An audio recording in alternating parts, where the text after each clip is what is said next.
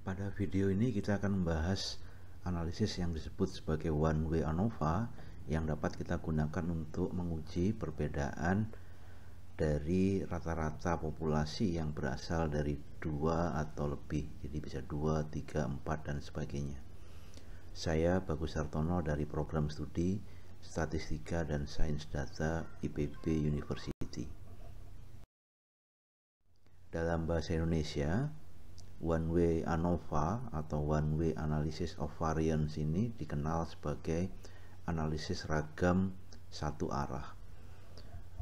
Analisis ini dapat kita gunakan untuk menguji kesamaan rata-rata dari 2 atau lebih populasi. Sehingga kita bisa juga mengatakan bahwa one way ANOVA atau analisis ragam satu arah ini merupakan perluasan dari uji T untuk 2 contoh yang saling bebas. Ilustrasi dari penerapan one way ANOVA nanti antara lain bisa kita lakukan pada kasus misalnya kita membandingkan produktivitas dari 3 buah varietas padi. Jadi ada 3 varietas padi yang dibandingkan, atau kita membandingkan rata-rata nilai ujian mahasiswa yang sebagai ukuran seberapa baik mereka bisa menangkap pelajaran yang diberikan dari siswa-siswa yang duduk di baris depan, baris tengah, dan belakang dari sebuah kelas. Jadi ada 3 grup, depan, tengah, dan belakang. Atau kita barangkali juga berada pada situasi membandingkan preferensi konsumen terhadap 4 merek produk. Jadi ada 4 merek produk yang dites dan kita ingin melihat mana yang lebih tinggi, mana yang lebih rendah preferensinya, preferensi konsumennya ya. Perhatikan, andaikan secara umum kita memiliki 3 populasi dan tentu saja bisa lebih dari itu, masing-masing populasi memiliki rata-rata populasinya mu1, mu2, dan mu3. Yang ingin kita lakukan adalah kita ingin menguji hipotesis apakah 3 populasi itu memiliki rata-rata yang sama. Jadi H0-nya mu1 sama dengan mu2 sama dengan mu3, dan H1 yang merupakan lawan dari pernyataan H0 itu adalah setidaknya ada 1 yang berbeda. Yang bisa kita kerjakan adalah dari setiap populasi ini kita ambil contoh, misalnya dari yang pertama kita ambil contoh nomor 1 sebanyak N1 atau ukurannya adalah N1, kemudian dari yang kedua juga kita ambil contoh berukuran N2, dan dari yang ketiga, populasi yang ketiga, kita ambil contoh berukuran N3. Data dari 3 buah contoh ini yang kemudian akan kita gunakan untuk menguji hipotesis kesamaan dari 3 rata-rata populasi ini.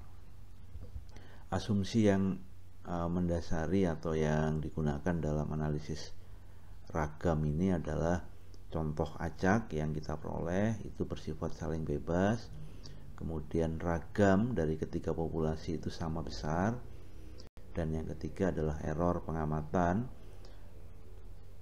semuanya menyebar normal.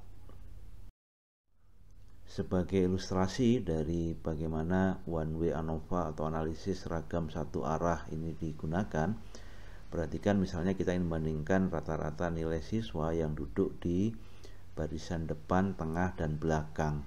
Jadi ada 3 grup yang mau dibandingkan. Kemudian kita ambil contoh dari setiap grup itu dan kita dapatkan datanya seperti ini, dari depan, tengah, dan belakang. Hipotesis yang mau diuji adalah apakah ketiga baris lokasi duduk siswa itu memiliki rata-rata yang sama. Perhatikan kembali data yang kita miliki dari 3 grup tadi, depan, tengah, dan belakang.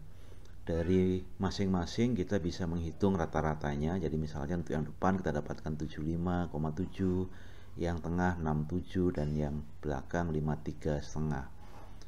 Lihat bahwa rata-rata contoh dari masing-masing grup ini berbeda, dan variasi dari ketiga ini kita kenal sebagai keragaman atau variasi antar grup.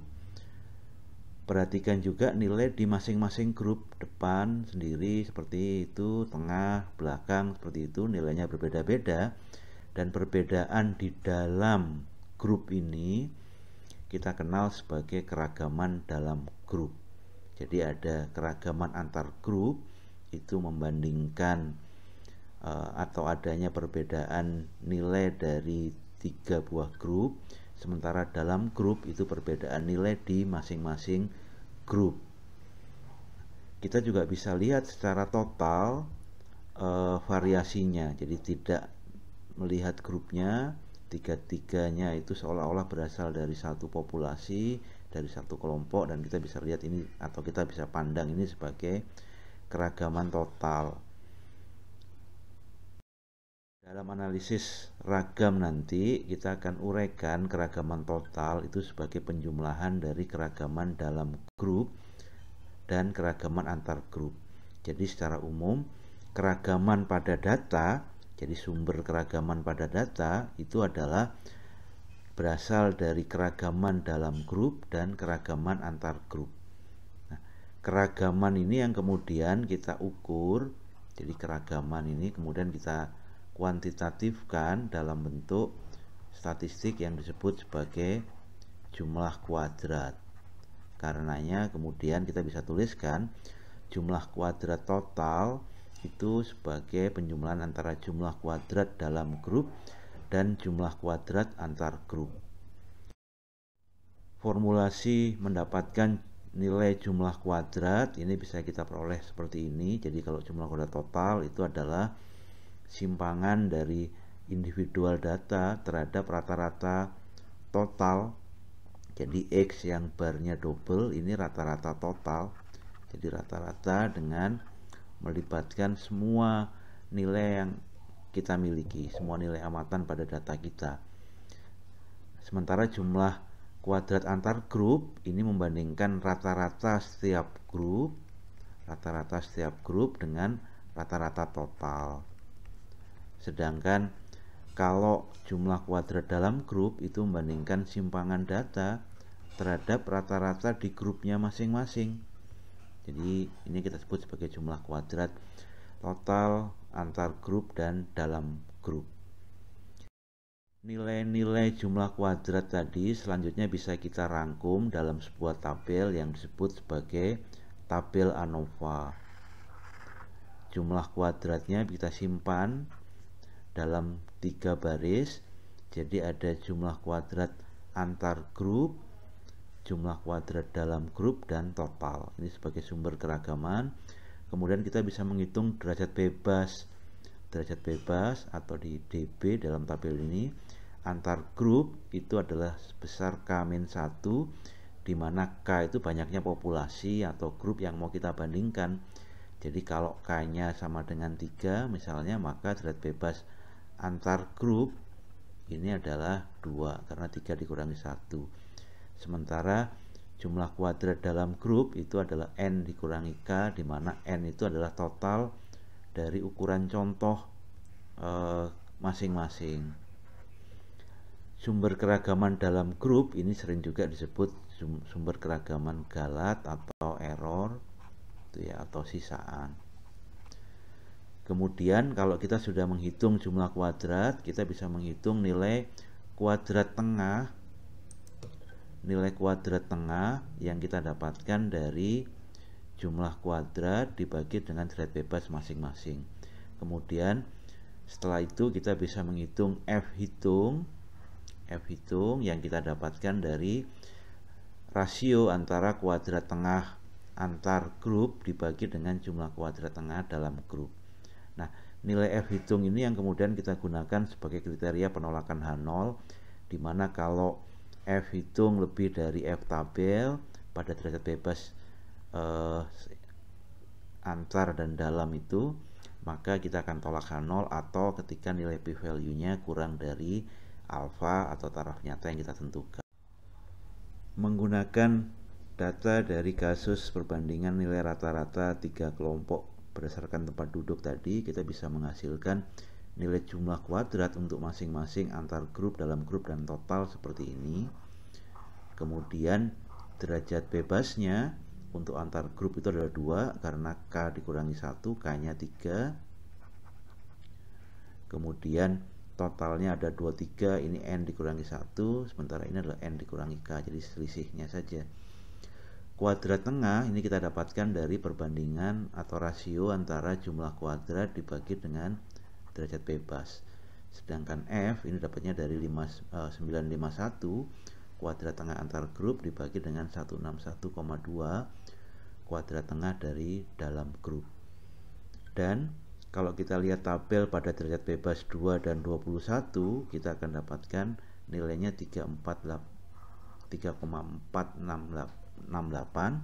untuk taraf nyata 5%. Atau kalau kita lanjutkan menghitung p-value, kita akan peroleh 9/1000 atau 0,009.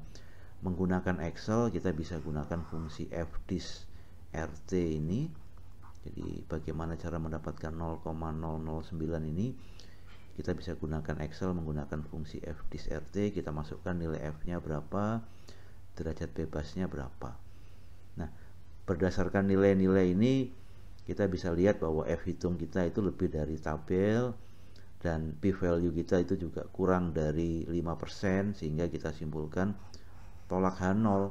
Karena kita simpulkan tolak H0, maka itu berarti bahwa rata-rata dari 3 kelompok ini berbeda, atau kita mengatakan bahwa bisa saja kita mengatakan bahwa posisi tingkat duduk itu mempengaruhi tingkat penguasaan materi ketika kita yakin bahwa hal-hal lain sudah dianggap sama.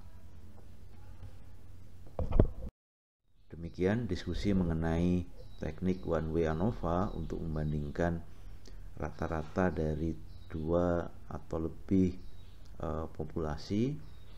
Terima kasih.